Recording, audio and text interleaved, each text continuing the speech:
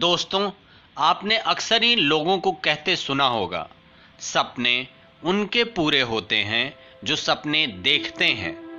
लेकिन महज सपने देखने से ही वो पूरे नहीं होते। उन्हें पूरा करने के लिए दिन रात एक करना पड़ता है, कठिन परिश्रम और संघर्ष करना पड़ता है। अपनी कमजोरियों को अपनी ताकत बना खुद के हुनर से तराशना पड़ता है। शायद ठीक ही कहा है किसी ने, सपने वो नहीं होते जो अक्सर नींद में आया करते हैं। सपने तो वो होते हैं जो हमारी नींद उड़ा देते हैं। इस दुनिया में कई सारे लोगों ने जन्म लिया है जिन्होंने कभी भी अपनी मजबूरी को अपनी सफलता की राह में रुकावट नहीं बनने दिया, और ऐसे ही लोग इतिहास के पन्नों में अमर हो गए। दोस्तों, मैं आशुतोष आज की इंस्पिरेशनल सीरीज में कैरोली टेकाक्स नाम के ऐसे ही व्यक्तित्व की कहानी लेकर आया हूं। कैरोली टेकाक्स का जन्म हंगरी के बुडापेस्ट में 1910 में हुआ था। वह एक हंगेरियन निवासी थे और आगे चलकर उन्होंने हंगरी की सेना को ज्वाइन कर लिया। उन्हें पिस्टल शूटिंग का बड़ा शौक था और वह अपने इस शौक को और निखारना चाहते थे और अपने देश के सर्वश्रेष्ठ पिस्टल शूटर बनना चाहते थे। सन 1938 में उनके ही देश में हुए नेशनल गेम्स में उन्होंने पार्टिसिपेट किया और उसमें गोल्ड पदक हासिल किया। और कैरोली इसके बाद अपने देश के सबसे उम्दा पिस्टल निशानेबाज बन चुके थे। लेकिन कैरोली यहां पर रुके नहीं। उन्होंने अपना लक्ष्य और बड़ा निर्धारित किया और उन्होंने न केवल अपने देश में बल्कि पूरी दुनिया में सबसे बेहतरीन पिस्टल शूटर बनने का लक्ष्य निर्धारित किया। और इसीलिए उन्होंने सन 1940 में होने वाले ओलंपिक की ओर अपना ध्यान केंद्रित किया और मेहनत अब उसी के अनुरूप करने लगे। लेकिन लगता है नियति को तो कुछ और ही मंजूर था। उन्हीं के आर्मी कैंप में ट्रेनिंग के दौरान एक हैंड ग्रेनेड उनकी दाईं हाथ में फट गया, जिसके कारण उन्हें अपना दायां हाथ गंवाना पड़ा।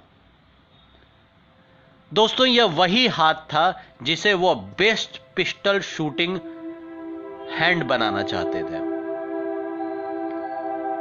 इस घटना से कैरोली अंदर तक टूट गए। ये जिंदगी का एक ऐसा मोड़ था जहां लोग अक्सर अपने लक्ष्य को रास्ते में छोड़कर अपनी राह बदल देते हैं। लेकिन कैरोली ने हार नहीं मानी। करीब 1 महीना इलाज चलने के बाद उन्होंने अपने बाएं हाथ की ट्रेनिंग स्टार्ट कर दी। वो अपने बाएं हाथ को और मजबूत बनाने लगे और इस बार उन्होंने किसी से कुछ भी नहीं बताया। उनके रास्ते में काफी मुश्किलें आईं, बावजूद इसके उन्होंने हार नहीं मानी। 1 साल बाद दोबारा खुद को तैयार करके सन 1939 यानी कि 1939 को नेशनल गेम्स में पहुंचे। वहां मौजूद सारे लोगों के चेहरे पर खुशी का भाव आ गया। वहां आए सारे प्रतियोगियों को लगा कि कैरोली उनको प्रोत्साहित करने आए हैं। लेकिन जब उनको पता चला कि कैरोली उन्हें प्रोत्साहित करने नहीं अपितु उनसे मुकाबला करने आए हैं, तो सभी प्रतिभागी स्तब्ध रह गए। और उन्होंने उस प्रतियोगिता में न केवल बढ़िया प्रदर्शन किया बल्कि सभी को हराकर बहादुरी की एक नई मिसाल कायम कर दी। कैरोली अब रातों रात पूरे देश के हीरो बन चुके थे। लेकिन कैरोली अभी भी संतुष्ट नहीं थे। उनके दिमाग में तो 1940 के ओलंपिक को जीतने का सपना जगह बनाए हुआ था और इधर नियति को फिर से कुछ और ही मंजूर था। सन 1940 में होने वाला ओलंपिक द्वितीय विश्व युद्ध के कारण रद्द हो गया। कैरोली ने यहां भी अपना हौसला नहीं खोआ। उन्होंने 1940 से अपना ध्यान हटाकर आने वाले 1944 में ओलंपिक पे लगा दिया और मेहनत उसी के अनुरूप फिर से करने लगे। अपनी तैयारियां उन्होंने और तेज कर दी और अभी भी उनके सब्र का इम्तहान बाकी था। 1944 में भी द्वितीय विश्व युद्ध के कारण दूसरी बार ओलंपिक रद्द हो गया। यह वाकई में केरेली के लिए बहुत बुरा समय था। पहले तो उनका हाथ चला गया, फिर 2 बार ओलंपिक के मौके। धीरे धीरे केरेली की उम्र बढ़ती चली जा रही थी और दोस्तों, एक बढ़ती उम्र के एथलीट के लिए बहुत मुश्किल हो जाता है कॉम्पीट करना। अब उन्होंने अपना पूरा फोकस 1944 के ओलंपिक से हटाकर 1948 यानी कि 1948 के ओलंपिक पे फिक्स कर दिया और आखिरकार 1948 के ओलंपिक का समय आ गया। ओलंपिक आयोजित हुआ और केरेली ने इस खेल में वो कर दिखाया जो किसी 38 वर्षीय खिलाड़ी के लिए करना लगभग असंभव था।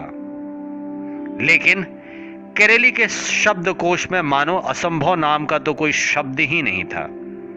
उन्होंने इस ओलंपिक में न केवल भाग लिया बल्कि गोल्ड मेडल जीता। यह एक ऐसा पल था जिसने पूरे हंगरी निवासियों को गौरवान्वित कर दिया। केरेली का सफर यहां भी नहीं रुका। उन्होंने 4 साल बाद यानी कि 1952 के ओलंपिक में फिर से एंट्री ली और उन्होंने फिर से गोल्ड मेडल जीत के इतिहास रच दिया। वह लगातार 2 बार गोल्ड मेडल जीतने वाले विश्व के पहले खिलाड़ी बन चुके थे। केरेली के जीवन से बहुत कुछ सीखने को मिलता है। केरेली ने यह साबित कर दिया कि जीवन में सफलता पाने का एक ही तरीका है कि कभी हार नहीं मानना, कठिन परिस्थितियों में भी हिम्मत बनाए रखना, हिम्मत नहीं हारना, क्योंकि यही एक सच्चे चैंपियन की निशानी होती है। वाकई में केरेली एक सच्चा चैंपियन था। तो दोस्तों, आज की कहानी आपको कैसी लगी?